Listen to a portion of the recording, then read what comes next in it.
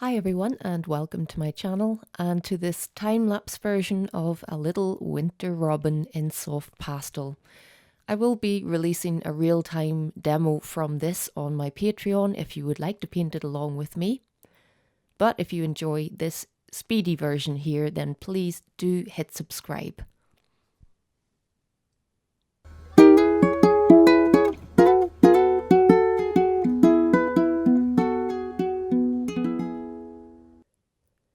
So you will notice that I'm doing something a little bit different this time. I'm creating a round painting, something I've never actually done before.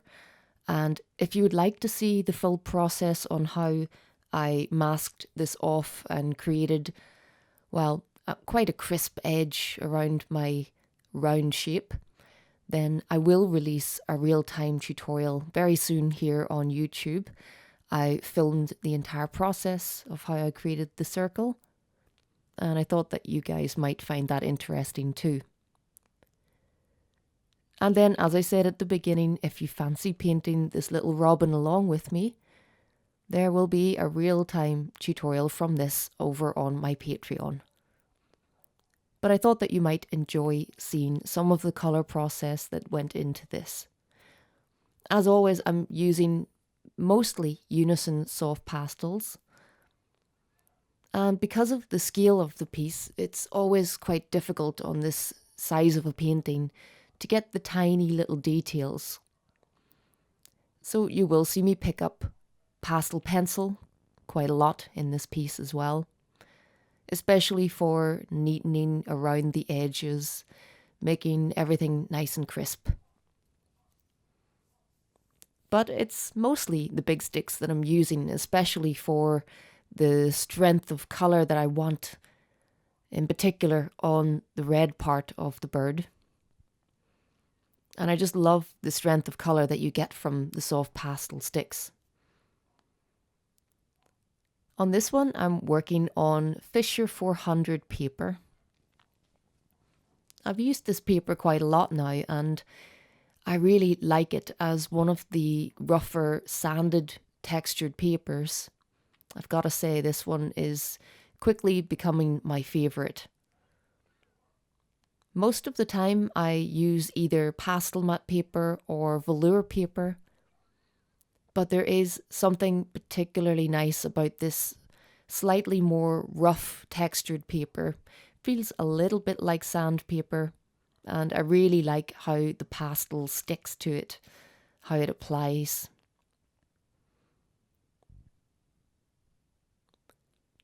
So this was a photo reference that I got many years ago in Gosford Park one winter when I was there photographing. Actually, it was the red deer that I was there to photograph.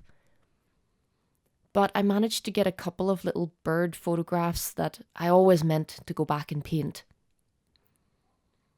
And with this series of mini demos that I'm doing over on Patreon, it's given me the perfect opportunity to go back through some of my photo references and pick out some of these little pieces that I had in mind but never really had time to tackle. And when I sat down to crop the larger photo and choose the dimensions for my painting, well, you can see in the photo that I've added in the top left of the screen, and this is just a square crop. And I really didn't like it. I tried cropping it in all sorts of dimensions, rectangular, square.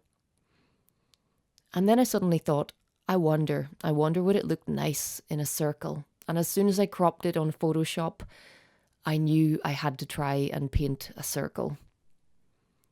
So this little piece was the perfect opportunity to experiment a little. You can see that I've managed to mask off around the edge. It's not too difficult to do, but I did learn some things along the way that I might do differently next time, so that's why I'm going to make a little real-time tutorial just to show you how I created the circle and to tell you about some of the problems that I encountered along the way. But it turned out really effective in the end, and I think it's something that I will definitely repeat. I particularly like it for the little birds because it gives you a sense of, well, it seems like you're looking through the camera lens, I suppose, looking through something round, peeping through something at the little bird. And I really like that effect.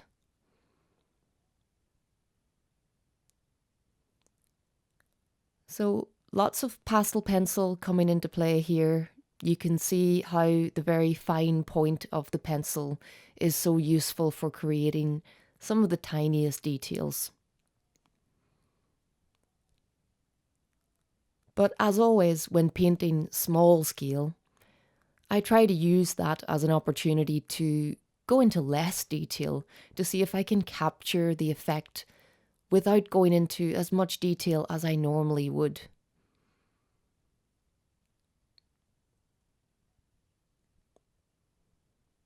And of course, there's always something pleasing about putting red and green together.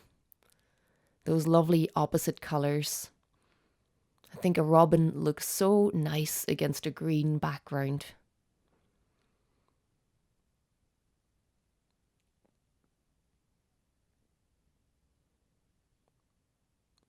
So it was tricky to get some of the smaller bits of detail where I really did want to get the texture of the feathers a little bit. But with the Fisher 400 paper, you can work over the top of your layers pretty well. It does accept a good number of layers of pastel. And it allows those lighter colours to go on top of the darker colours quite nicely, as that's usually the direction that I'm working, from dark to light.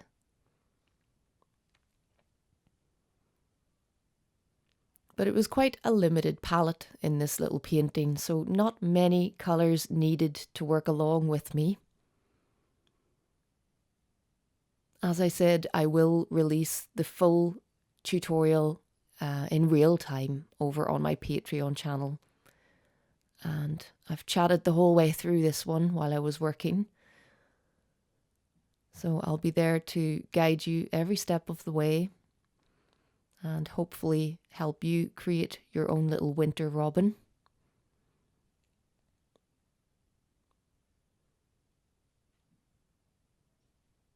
And as always, I'll provide the high resolution photo reference to go along with this.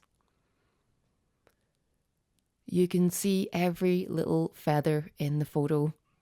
So actually, if you wanted to paint this in more detail, you could, for example, double the size of the painting. You could paint the robin a bit bigger, and that would give you a bit more space to work on extra details. In this case, though, I quite like the fact that the bird is quite close to life size, I think. And it's quite a dainty little painting. The circular shape really suits the layout. And I think that it's going to look quite nice framed up. Not quite sure how I'm going to choose to frame it, so perhaps I'll share that with you when I get that far. Just adding some hint of the texture of the feathers, not worrying about absolutely every little detail there. On this scale, it's pretty difficult to get every little feather.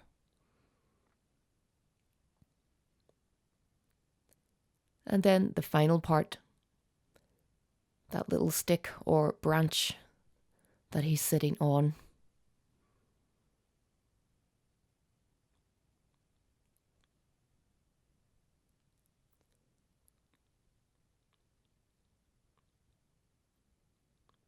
So just like on the bird, starting with the darker colours, trying to repeat many of the colours that I already used on the bird.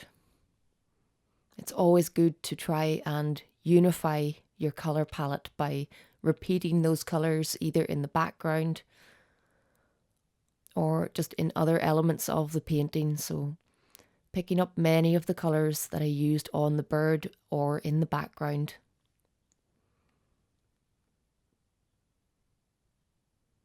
And again, lots of help from my pastel pencils for a bit of detail. So I really enjoyed creating this little piece. Not too big a commitment in terms of how long it took. So a really nice afternoon of painting. So do come and check me out over on Patreon if you'd like to work along with me on this. I'm just about to show you the final reveal, removing the tape, and I had my fingers and toes crossed that that circular shape would be nice and crisp around the edges.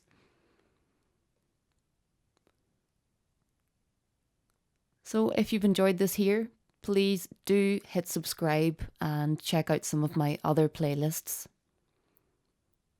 But thanks very much for watching, and until next time, happy pasteling.